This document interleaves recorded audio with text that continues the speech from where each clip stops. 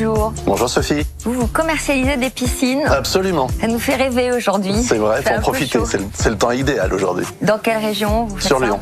D'accord. Dans les Monts d'Or, à Lyon, exactement. Vous nous apportez un bel objet et on sera content de le découvrir dans quelques instants. Une tapisserie d'Aubusson. D'Aubusson. C'est un héritage familial?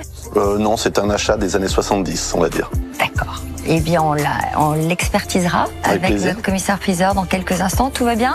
C'est parfait. Vous êtes bien accueillis? On est bien accueillis, on est chouchoutés, on est au top. Tant mieux. À tout à l'heure alors. Merci.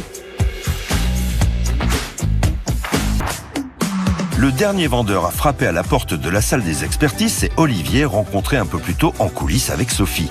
Ce globe-trotteur, fan de concert, est prêt à entrer en scène pour nous présenter enfin sa fameuse tapisserie. Écoutons Harold nous en apprendre davantage.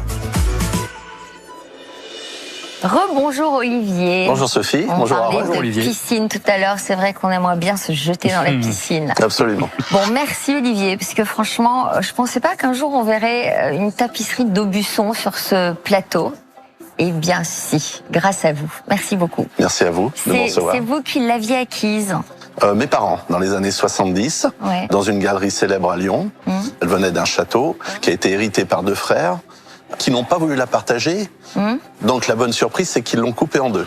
Mais elle est repartie à la Manufacture de France à Aubusson pour être restaurée dans les règles de l'art. Donc là maintenant, vous avez une tapisserie qui est en très bel état, me semble-t-il. Ah oui, parce que alors la couper en deux, c'était dommage. Mais effectivement, on voit au centre de la composition une marque. Lorsque vous regardez très précisément, vous voyez qu'elle a été coupée en deux. C'est dingue de faire des choses comme ça. Et le raccord est parfaitement bien fait, puisque le château là, on ne voit pas lorsqu'on regarde de loin.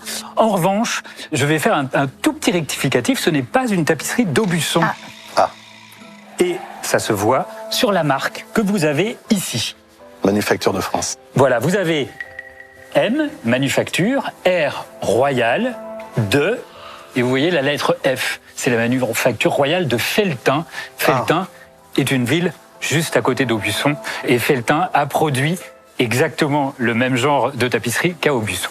Alors, retraçons un tout petit peu l'histoire de la tapisserie. La tapisserie apparaît dans les Flandres autour du XVe siècle. Les premières tapisseries, ce sont des tapisseries mille fleurs, donc avec des fleurs qu'on voit partout sur le fond de la tenture. À partir du XVIe siècle, on voit apparaître des grands feuillages, et on appelle ça des tapisseries feuilles de chou ou tapisseries aux feuilles d'Aristoloche. Et à partir du XVIIe siècle, on fait des paysages qu'on appelle des verdures. Alors les verdures, ce sont des paysages imaginaires.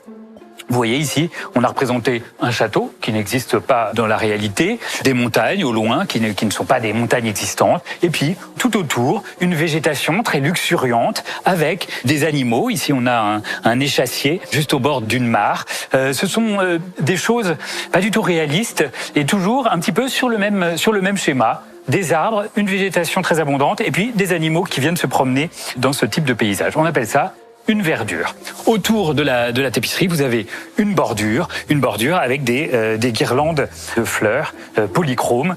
C'est vraiment caractéristique de ce qu'on a fait tout au long du XVIIe siècle.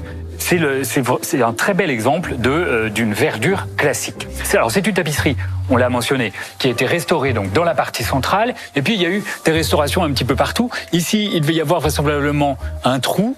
Vous voyez que ça a été retissé à cet endroit-là. Lorsqu'on passe la main, on sent que ça n'est pas la même matière. Ça enlève beaucoup de valeur, ça, le fait qu'elle ait été restaurée? Alors, les tapisseries, c'est très rare qu'elles arrivent jusqu'à nous en parfait état. C'est un matériau fragile. Comme vous l'avez mentionné, c'était dans des châteaux, les châteaux qui étaient mal chauffés, parfois mal entretenus. Donc, les tapisseries arrivent souvent en mauvais état aujourd'hui. Donc, c'est plutôt bien qu'elle soit restaurée, et elle a été bien restaurée, puisque vos parents l'ont envoyée dans les ateliers d'Aubusson. On continue à faire des tapisseries dans la ville d'Aubusson et à restaurer des tapisseries anciennes.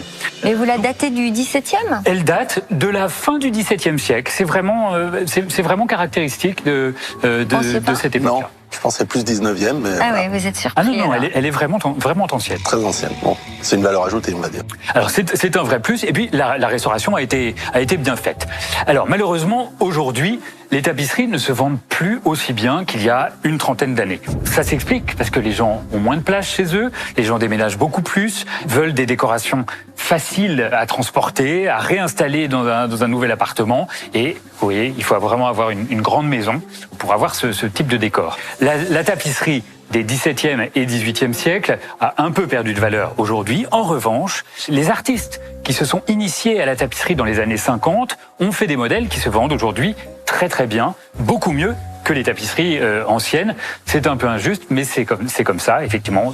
Dans les châteaux, autrefois, les tapisseries avaient une vocation uniquement que décorative ou il y avait d'autres utilités? Alors, c'était décoratif, mais c'était surtout pour isoler les murs du froid. Donc tout ça, c'est tissé avec de la laine. Et donc, sur une cloison, ça permet d'éviter de sentir l'humidité des murs. C'était évidemment pour réchauffer les pièces qu'on a fait toutes ces tentures au 15e, 16e et 17e siècle. Bon, alors on attend une estimation. Vous avez bien préparé le terrain. Oui.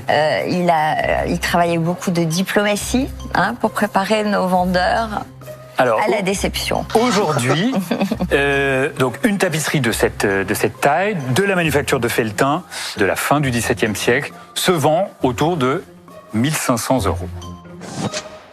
Je sais plus qu'à aller me battre contre... Vous savez combien vos parents l'avaient acheté? Oh non, je n'ai aucune idée. Franchement, dans les années 60, je crois que c'était 74. Oui, le marché est vraiment très différent aujourd'hui. À l'époque, le marché était élevé. Dans les années 70-80, ça valait beaucoup plus cher qu'aujourd'hui. Voilà. Est-ce que vous avez un espoir que ça redevienne à la mode un jour? Mais quand on dit que ça prend de la place...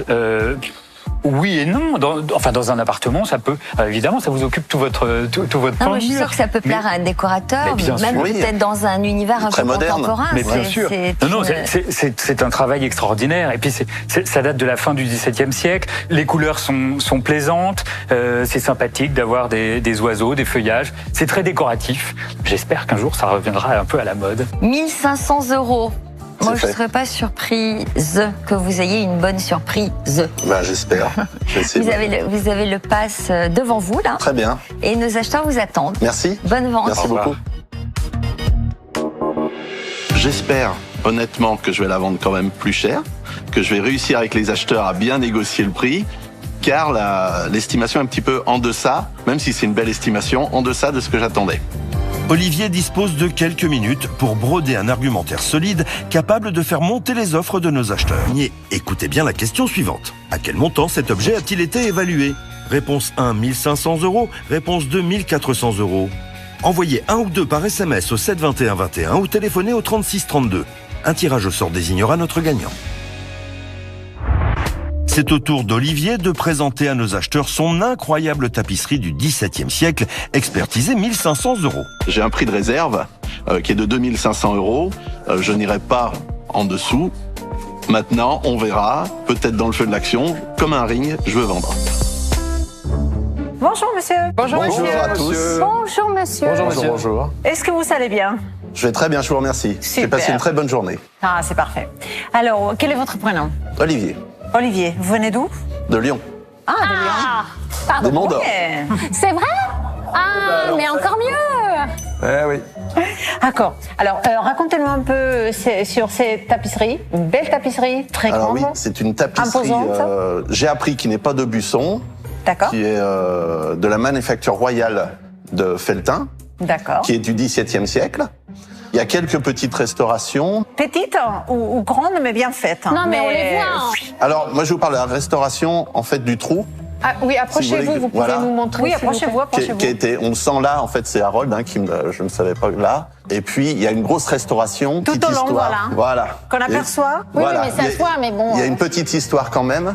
En fait, des frères ont hérité du château. Oui. Et quand il fallait partager la tapisserie, c'était compliqué. Donc, ils n'ont pas hésité. Une seconde, ils l'ont coupé en deux. Mais non. Mais ça se faisait. Non, mais ça arrive souvent avec des ménagères.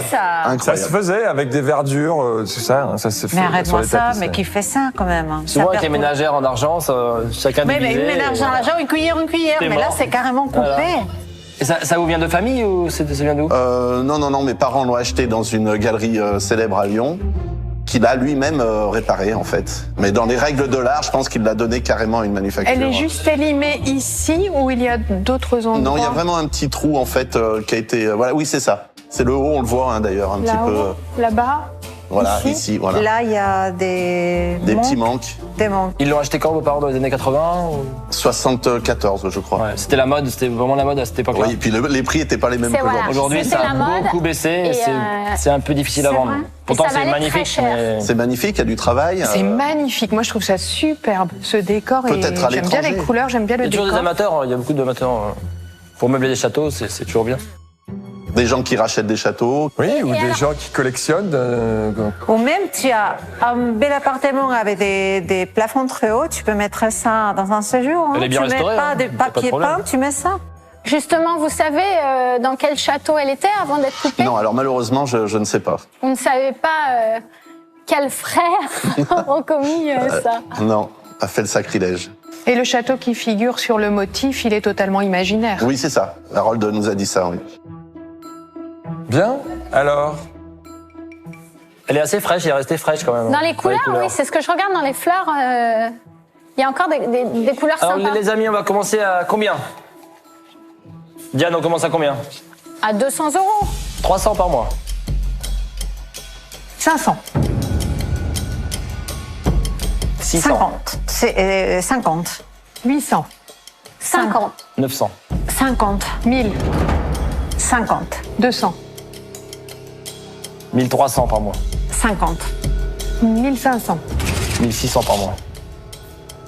50. 1800. 1800 € chez Anne-Catherine. 1900. 2000. 100. 2. 300. 4. Non, merci.